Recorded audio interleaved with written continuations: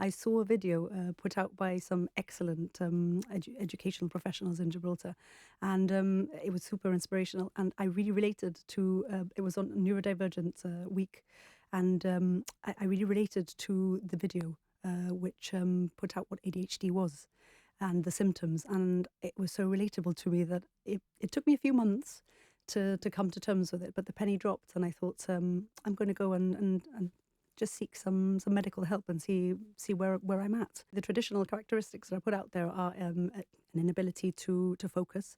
So inattentiveness is one of them. Hyperactivity is another one, and impulsivity is another one.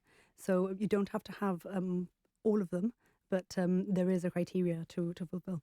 So I at the time I was feeling extremely overwhelmed, but I've always been what's termed a nervous person, so very fidgety, very hyperactive. And hyperactivity doesn't have to be external, I've learned. It can also be internalized, which is where many girls and women slip through the net.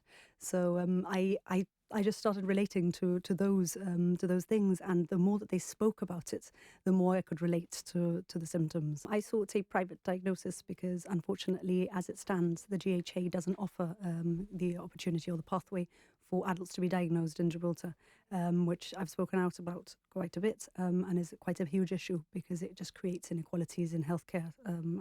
In my personal view, and I think in the view of many people who are struggling with this.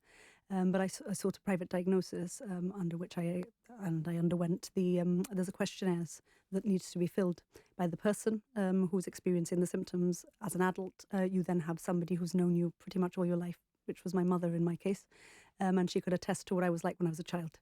So she filled in a separate questionnaire.